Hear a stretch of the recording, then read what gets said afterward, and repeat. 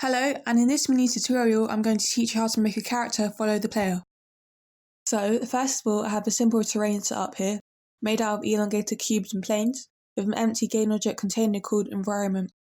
In this parent object, let's go to the drop down arrow next to static and let's select navigation static. It will then ask us if we wish to change the children of this object, so let's hit yes. Next, let's go to Window, AI, and then Navigation to open up the Navigation tab. Then within the Bake tab, let's hit Bake.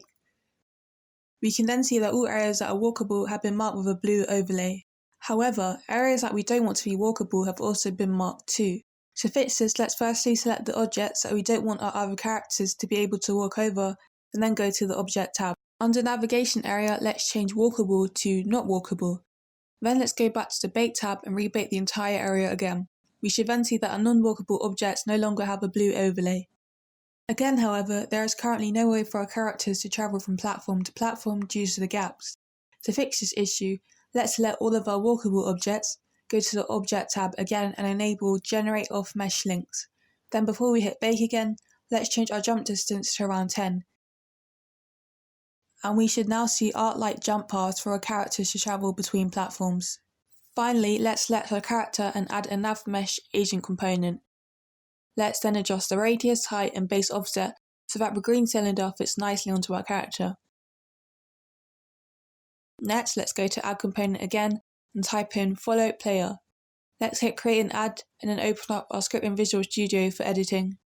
First of all, let's add a public transform called Target. Next, let's add a Using Unity Engine.ai statement to the top to allow us to use a nav mesh agent class. Then let's create a nav mesh agent called nav. In Start, let's get the nav mesh agent component from our game object by using the get component function.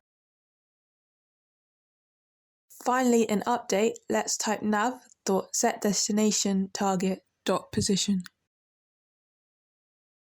Then, back in Unity, let's drag our player game object to the target in our follow player script. Then when we hit play, we will see that our character is following us but is also pushing into us. To fix this, let's change the stopping distance. I'll add 3.7 for now. Then when we hit play again, our character will now follow us, but always maintain an appropriate distance. As an extra tip, here's a trick to keep your characters following your player, but whilst maintaining a formation. First, in our player game object, let's create an empty and rename it to position 1. Then let's drag this to the position of our first character. Then let's repeat this process for our other two characters, naming our empties position 2 and position 3, and dragging them into their characters' positions. Then, in our follow player scripts on each of our characters, let's change our target from player to positions 1, 2 and 3. Also, let's change the stopping distance on our characters' nav mesh agent components to a much lower amount. Then, when we hit play, our characters will follow our player whilst maintaining a triangle formation. That's all for this mini tutorial. Thanks for watching and I'll see you in the next.